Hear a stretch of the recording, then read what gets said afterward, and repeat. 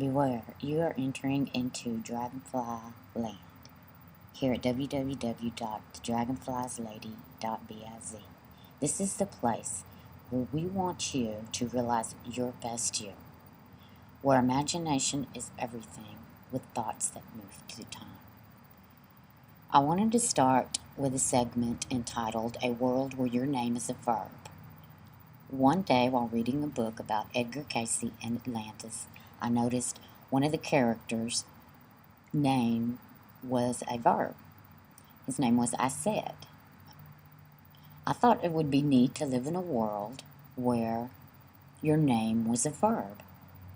The grammatical definition of a verb is an action word. In other words, a word that describes an action, such as swimming, cycling, writing, any word that describes an actual action.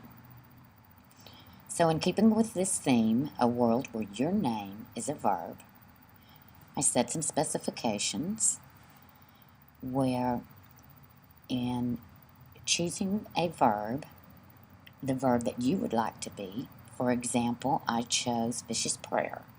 I am vicious prayer. The specifications are there's no gender, as in a Mr. or Mrs.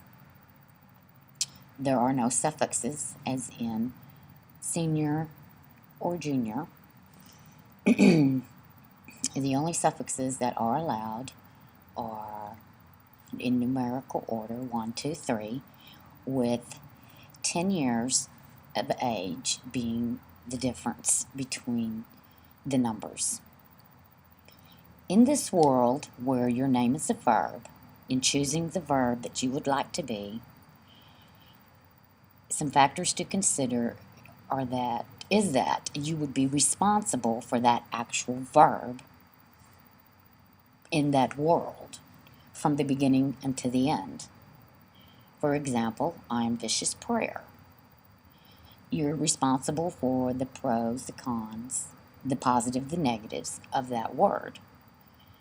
For example, vicious prayer, I would be responsible for all prayers, whether they be pro or con. In other words, whether they be in anguish or of joy. For instance, someone may be praying for someone who's ill, or praying after the loss of a loved one, or someone may be giving thanks to God for all that they have, and I would be responsible for magnifying in an optimistic way what it is that they're praying. That was why I chose vicious prayer. Now, if you can't think of a verb that you would like to be, perhaps a word that propels someone into action. For example, justice. Justice isn't an action word per se. However, to seek out justice, it may propel one to action, to various forms of action. And in keeping with the theme that you would take on both the pros, the cons, to magnify it in an optimistic way, would be what this world, where your name is a verb, is about. And remember, before choosing the word, you would be responsible for that verb from now, the time you choose the word, until the end of time. And that is part 1 of A World Where Your Name is a Verb.